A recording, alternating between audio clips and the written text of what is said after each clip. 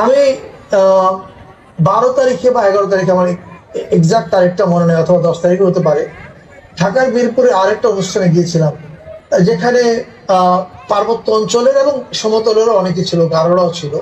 তারা মিলে একটা অনুষ্ঠান করছিল মেলার মতো। আমি সেখানে গিয়েছিলাম। সেখানে যাওয়ার পরে আমাকে আমার উদ্দেশ্যে কয়েকটা দাবি জানিয়েছিলেন। একজন ছিলেন সম্ভবত সুবিমল চাকমা, আমি যদি নাম ভুল না করে থাকি। আরেকজন ছিলেন উজ্জ্বল ত্রিপুরা, যদি আমি নাম ভুল না করে থাকি। আর অলিক মৃ। তারা তিনজনই একটা কথা বলেছিলেন যে আমার মন্ত্রণালয়ের অধীনেই একটা প্রতিষ্ঠান আছে, যে প্রতিষ্ঠানের নামের মধ্যে একটা শব্দ আছে ক্ষুদ্র, ক্ষুদ্র নৃগোষ্ঠী ইনস্টিটিউট। এটার দিকে আমার নজর তারা আনে অনুষ্ঠানে। আমি বক্তৃতা দিতে উঠে যে কথাটা বলেছিলাম, আমি এখানে আবারও বলতে চাই। আমি বলেছিলাম যে আমার নিজেরই এই কথাটা এই নামে ডাকতে খুবই অস্বস্তি লাগে।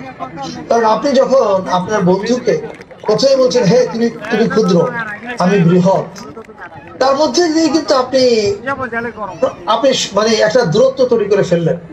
আপনি কিন্তু প্রপার সম্মানের জায়গাটা তৈরি করলেন না। এটা যে কোনো কারণে হোক আমাদের এখানে এটা জুড়ে ছিল।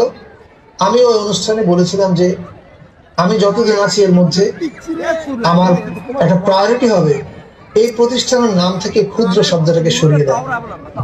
এটা একটা ছোট্ট জিনিস হতে পারে, কিন্তু আমি মনে করি এর একটা সিম্বলিক মূল্য আছে।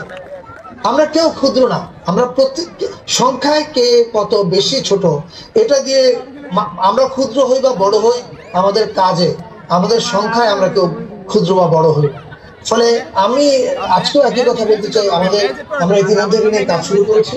আমরা এই ইনস্টিটিউটের নাম থেকে ক্ষুদ্র শব্দটাকে সরিয়ে দিতে চাই। এটা আরেকটা ধাপ কাছে যাওয়া এবং আরেকটা ধাপ বলার যে আমরা সবাই এক।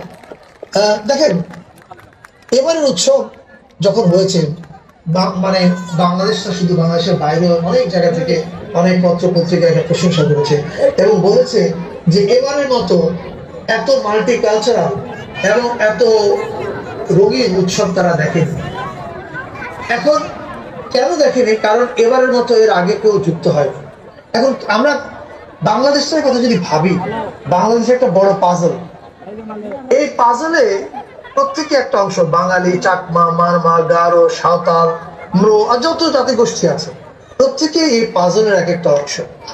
আপনি যদি এই পাজল থেকে একটা অংশকে বাদ দিয়ে দেন, তাহলে পাজলটা অসম্পূর্ণ, ছবিটা আর তৈরি হলো না। ফলে আমাদের বুঝতে হবে সংখ্যা দিয়ে না, আমরা প্রত্যেকেই যার যার সংস্কৃতিতে যার যার পরিচয় নিয়ে আমরা এই বাংলাদেশটাকে একটা কমপ্লিট বাংলাদেশের কালচারাল ল্যান্ডস্কেপটাকে আমরা কমপ্লিট করে তুলি। ফলে আমাদের প্রত্যেকেরই ভূমিকা সমান। এটা সংখ্যায় বড় বা ছোট দিয়ে এই ভূমিকা মাপা যাবে।